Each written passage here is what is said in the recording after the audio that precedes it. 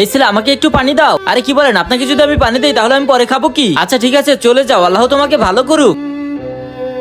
Good morning sir.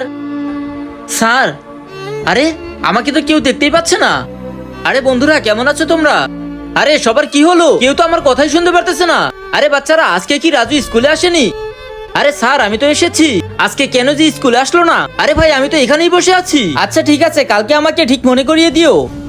ঠিক আছে sir, মনে করিয়ে দিব।